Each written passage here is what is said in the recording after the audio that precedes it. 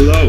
Um, it's very strange to think how the world has changed so much in the past couple of years where I would be broadcast live to Turkish television from my apartment in West London. But this is the kind of world we live in now. And as much as I would rather be on that enormously and impressive set there, I am instead in my rather tiny flat in Hammersmith in West London. But thank you so much for having me today and giving me the opportunity to talk about the impact of social media in terms of brand building in sport.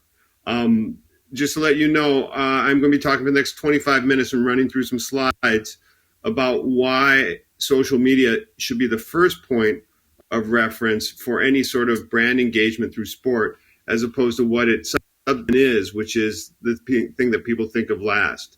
Now, the first question I need to answer is, who am I?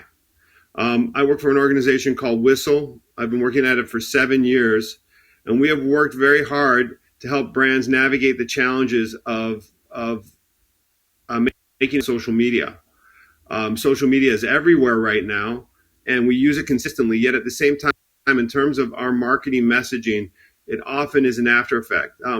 Prior to my work at Whistle, I was the head of football at YouTube. It's very funny when you hear it with my accent that I was the head of football, but I was at YouTube for a very, very long time, helping them navigate the waters of bringing professional sports onto the platform. Right now at Whistle, we work as an agency that helps supports brands and leagues and federations, and we're working with the likes of the Olympics, 888 Holdings, World Rugby, and many, many others. I like to think that I'm probably the oldest man working in social media. I've been working at it for so long. I remember when YouTube was in black and white, and now we have subsequently moved into color. But the goal is that has always been to have it in the long run over the impact of a new media format like social, and not just look at it within the prism of what's happening immediately right now.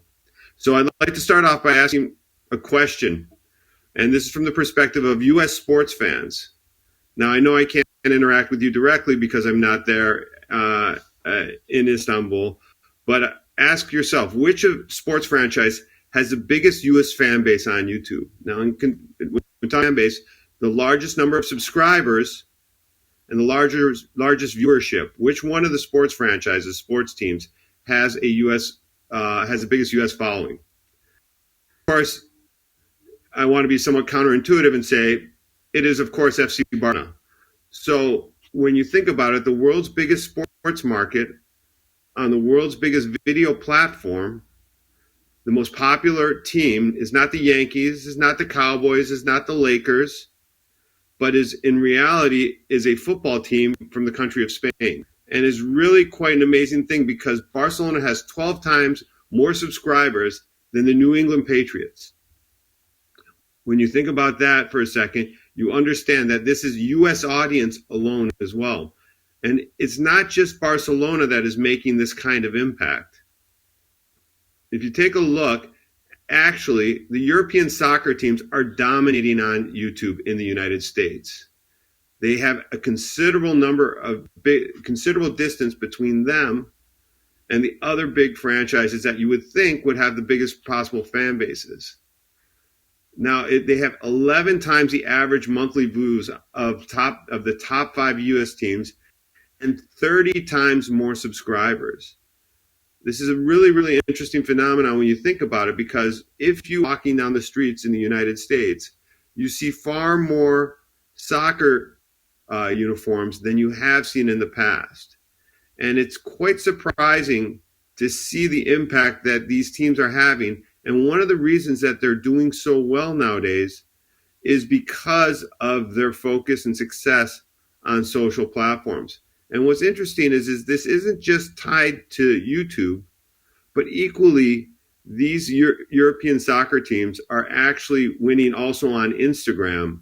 The one areas where the U.S. sports teams catch up in terms of social media tends to be on Facebook and Twitter, which appeal towards older audiences. But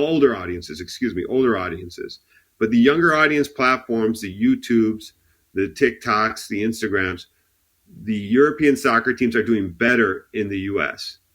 And the lead of this is so considerable that basically it'd be very, very difficult for the U.S. sports teams to catch up in their domestic market against the European soccer teams. That means that the one thing that's really important to keep in mind is the European soccer teams are not doing it by uploading more content or even U.S. focused content, because the U.S. sports franchises are actually uploading onto YouTube, but they're not uploading the right videos. And so what happens is you have certain restrictions that prevent the U.S. sports teams from putting out the kind of content that the European soccer teams are doing. But equally, the European soccer teams are proving to be much more creative and dedicated to the platforms. When I was at YouTube, they were the first movers of really embracing the platforms, the YouTube and its capabilities. And they have this need and desire to immediately think of their business internationally, whereas the U.S. sports franchises still look at themselves as regional brands as opposed to the international brands. So that was one of the counterintuitive things I wanted to talk about. But I also wanted to I want to ask another question. And again, the U.S. I'm focusing on U.S. here because the U.S. is an interesting place because one is the biggest sports media market. And secondly, as well, it is where all these social platforms originate. And often we think of innovation coming from the United States first, and sometimes then being exported to the rest of the world. Now, in the previous case, it was European soccer teams that are leading the way. But here's an interesting question. Which U.S. sports publisher has the biggest following on social media? We have the traditional brands of ESPN, Sports Illustrated, Fox, some of the upstarts, Bleacher Report, Yahoo, I don't think can really qualify as an upstart, but which U.S. sports publisher has the biggest following on social media? The truth is that it's Barstool Sports. I don't know, and I can't read the audience, and it's very difficult to see as to whether you know who or what Barstool Sports is, but the gentleman is a very controversial figure known as David Portnoy. And he is perhaps not the most liked individual in the world, but he's incredibly popular with a specific part of the population. And Portnoy started off selling betting sheets outside the L train in Boston about 20 years ago. And he converted that into a digital social first offering called Barstool Sports. And if you think about it, if you look at the numbers, and we're looking at some older numbers here, and I should pick up some new numbers fairly soon, one of these days, is that basically Bleacher Report, Barstool Sports has twice as many views across all platforms as ESPN and Bleacher Report. That means two of the key pillars, sports media and Bleacher Report, which is a digital first offering, is trailing Barstool in terms of overall viewership. Equally, a brand like Barstool is dominating the podcast space, which is rapidly growing in the United States. So what you have is an organization like Barstool, which focuses on commentary and humor and chat in sports, outpacing someone like ESPN that has access to sports rights, has access to some of the better known sports personalities. And what's really interesting about Barstool was it was purchased by a company called Penn National, which is a betting company in the United States, because they understood immediately the value of the social following. This was a purchase about a year ago, I think, of about somewhere valuing it around $600 million.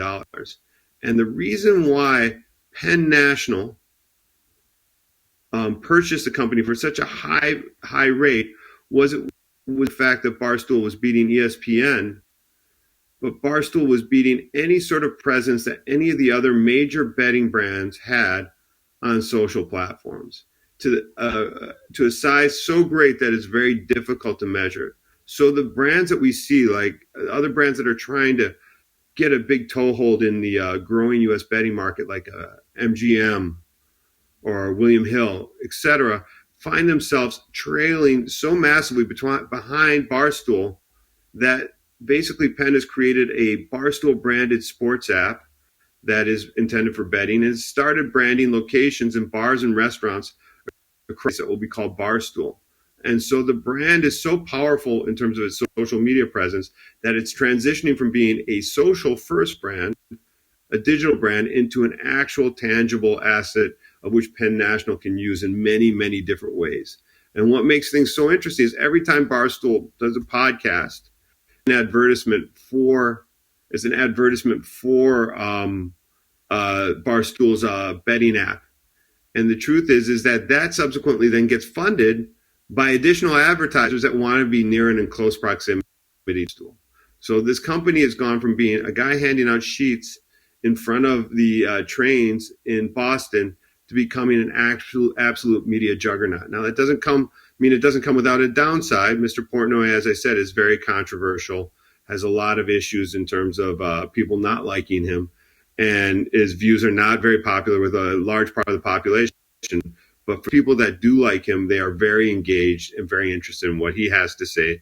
And it's not just him, because there's a large number of other podcasts tied to everything from ice hockey to office politics that are all just part of the fun in the Barstool brand. So from this, I would like us to just draw a couple of oversimplistic conclusions. Success in traditional media does not translate immediately to success in social. Just because you're big, just because you own rights, just because you have a recognizable brand like a U.S. sports franchise does not mean you're going to be successful on social. But the thing you need to know is the lines between media company and brands are blurring.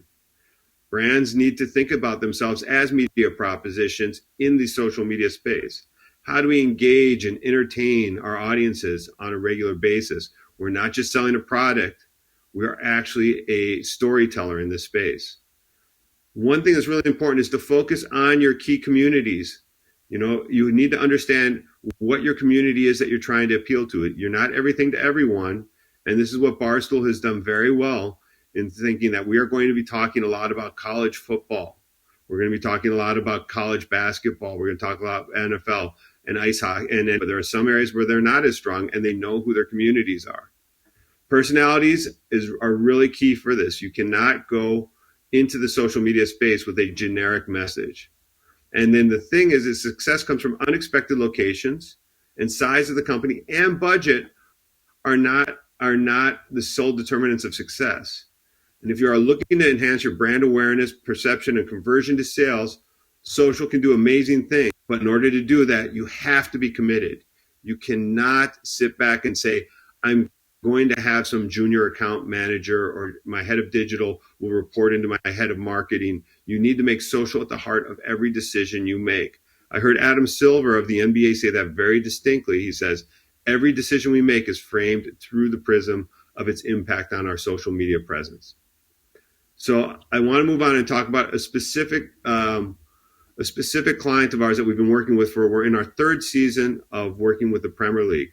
And they said, we are far behind the other leagues in terms of what we're doing on social media, on YouTube specifically. They've had their other social handles with a massive following, but they delayed for quite some time Liga, Liga 1, Serie A, MLS, Bundesliga in terms of launching a YouTube channel. So they were late, and they came to us and say, help us catch up.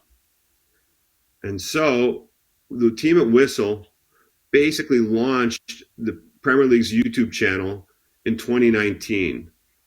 What we have done, if you look at the channel, makes it look fairly straight ahead and really simple, but however, a highly effective strategy. We first of all used the assets that we had available, which was an incredible archive of some of the greatest moments in football history over the past 25 years, and we've edited them. Instead of just putting up results or match summaries, we edited them the way a YouTuber would edit, mashing them up together with music, making them enjoying, and also making sure that they were language neutral. You can enjoy the videos on the Premier League's YouTube channel without speaking English. And so by creating these audio mashups, we were able to reach a very broad international audience. We used all the tools that are available on the platform. And what's really important is that things shift over time. This past season, we focused on YouTube Shorts, which is YouTube's competitive product to TikTok, of which they are promoting that heavily through the mobile app. And by using Shorts, we've been able to continue to grow at a really rapid pace even though a lot of the other leagues have yet to truly embrace it. So when you see a platform innovation, you have to grasp it. And then finally, we started creating personality-driven and interactive series. That means we talk to the audience, we listen to the audience, we take questions from the audience. It's very difficult for organizations like the Premier League to sit there and say, we want to have a conversation, because often they don't necessarily want to have to hear what their fans globally have to say. But we say this is part of the process, and the fans have really enjoyed it and appreciated it. So in that period of time, we've been able to grow the channel to more than 2 million subs, which is hard to do on YouTube, especially now so much activity on the platform. Equally, there's 350 million views, and we are outperforming the other international football leagues in both the US and India, which were priorities for the Premier League. And when we saw the most recent deal that was done in terms of the Premier League in the United States, you can see the importance of using social media as a means of growing new audiences and new territories. And that's really what the focus is. And so when you're thinking about how you use social, think about how it's not just going to impact the numbers on the platform, but the rest of your business. Now, turning on to the next part of this, which I think is a bit more specific to how brands activate, is we ended up on the back of working on the Premier League's launch of their YouTube channel. Soon thereafter, they brought on board one of their key sponsors, which is EA Sports. And so what they asked is, how do we activate our sponsorships using YouTube? Now, EA Sports has a great FIFA brand that has a lot of YouTube channels where users are creating videos around the FIFA products. They blog and vlog endlessly about FIFA, and we've worked with a number of those creators in the past. And our goal was, we sit there and say, we're going to create a show that any YouTuber would be proud to have created themselves. However, instead of featuring YouTubers and YouTube celebrities, we're going to create it with the footballers from the Premier League. And so we created a weekly series called Uncut, discussing the intersection of FIFA and football. And what's interesting, because sponsorship up until now has basically been, let us badge your stadium, let us badge your television program, let us put a sponsorship message in front of a program that you might create. Instead, what we are creating is a show that talks expressly of what is within the product that the sponsor owns, which is FIFA, and how do we show that intersects with what is the core product offering of the Premier League, which is football. Now, this is fairly straight ahead and relatively easy, but at the same time is very, very challenging in terms of traditional brands operating in this space. And so ultimately, what we wanted to do was we wanted to nurture a conversation between the Premier League footballers and their fans. And that means we use comments and questions and the like in a way that basically allows fans to feel like they're friends with the footballers that they follow and they watch on television and elsewhere. So what I think is really interesting about this is, if we take a look at this, of a show that we uploaded this year, this show did not feature any of the footballers being interviewed on it, but merely our presenters from the Uncut show. And it was tied to the tentpole of the FIFA Ultimate Team's ratings. And so we uploaded this. They wanted to get the message out that the new ratings are out. And so we had the Uncut brand. We had the Premier League's YouTube following. And we were able to create a special show where we talked about the ratings on the Ultimate Team. And what happened was, it was 18 minutes in duration, the show. So 18 minutes of time, and we got 800,000 organic views, not one bit of paid media to get that audience. And that means you had 800 people volunteering to watch what is basically a show that talks about your product that lasts for 18 minutes. We got 23,000 likes and 1,000 comments, and it's getting views every day. And the content was distributed that we created around this wasn't just distributed on YouTube. It also appeared on all of the Premier League's other social handles. So what you basically had in terms of messaging was, instead of we've moved from having a badge or a hoarding on the side of a stadium, to having a solid conversation with a global audience about the principles of the FIFA 21 brand, FIFA 22 is what it would be up to. Forgive the logo there, and its impact. So basically, what we've shown is that with an effective social media handle, of the quality that the Premier League has on YouTube. And with creative execution in terms of your sponsors' messaging, you can create engagement and viewership at a global scale that is incredibly authentic and reaches amazing audiences. And it can be done in a way that it feels native to the platform and that you're not force feeding people advertising in any shape or form. So I think I've gone through the points I wanted to make. So I want to leave you this morning with a couple of thoughts. All right? And I think this is important that you look at these and you think about these and think about your own business. Social is massive. It's been around for 15 years. The question I ask you is, do you have a meaningful strategy to engage with your audiences, your fans, consumers on social media? What is your strategy on social? Can you explain it clearly? Can you explain to yourself and your colleagues and your bosses and everyone else what your current viewership is? Are you able to explain in a fairly simple way where you are and what you're about? The other thing is, as I mentioned before, is social is not the responsibility of a junior team member or a small digital department affixed to a marketing team. It has to be an absolute priority, and it has to be a priority at the senior levels of the organization. They have to care about this. If they don't care, they're going to be like the sports broadcasters in the U.S. that are being left behind by Barstool. They have to care every day how they're doing on social media. The executives should know the social statistics of what's going on. They should understand the content, and they should be able to explain the strategy. And you cannot relegate this to a junior team member. The other final point I will leave you with is the platforms evolve quickly. Things change. TikTok did not exist in anyone's mentality 2 years ago. You need to make sure that you're constantly following the changes and evolutions of the platform and adapting your content, your strategy, your creative, your storytelling to the proliferation of platforms. And you can't operate on the assumptions of what you did last week will be as effective this week because of the evolution of the platforms and the technology. So with that in mind, I have nothing more to say.